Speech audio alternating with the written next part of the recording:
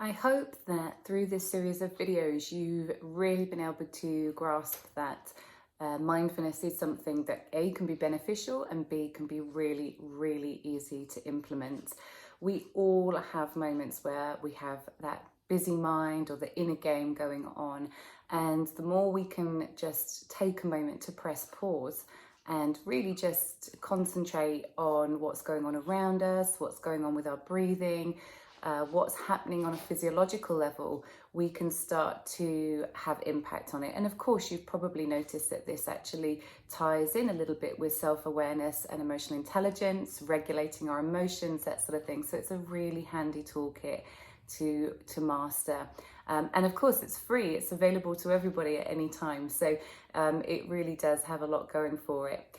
We've talked about using mindfulness first thing to set up your day with good intentions. We've talked about using mindfulness when you're perhaps exercising, when you're out and about and connecting with nature. And we've also talked about using mindfulness towards the end of the day to reflect, perhaps give gratitude for the things that you're appreciating in life, in your world. There are plenty of other opportunities though throughout your day. So some examples of really good times to add in mindfulness could include your meal times. Many of us, me, I'm totally guilty of this, really definitely something I have to be mindful of all the time, is the pace in which we eat food. Maybe we're not really paying attention to what we're putting into our mouths. We might grab things on the go. We might comfort eat. We might eat for energy, or we might consume the wrong things, over drinking, taking in too much caffeine and sugar, etc., just to keep us going, when actually we might have just needed a break. So there's lots and lots of different things that can start to appear for us when we start being more mindful around the things that we're consuming. We might also even add in how we cook and how we prepare food. So again, I tend to rush this. I've noticed a lot recently that I'm sort of in the kitchen, and I guess old habits die hard. I once upon a time worked in a restaurant and everything was about getting that food prepped really, really quickly.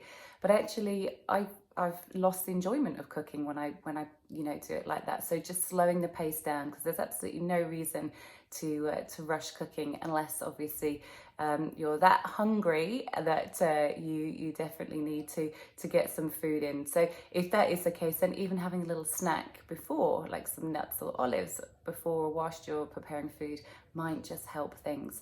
So look, there's preparing food, there's eating food, having a cup of tea, all the exercise that you're doing, all of the different tasks that you have throughout the day, being more mindful, being more present when you're playing with your kids, or when you're listening to your partner, or on a phone call with a friend. All of these are great opportunities to just step into the moment and notice what's happening and appreciate what's happening. So I hope that this has been a helpful series of mini videos on mindfulness. Do reach out if you have any questions and queries around it, and I look forward to sharing some more tips in the near future.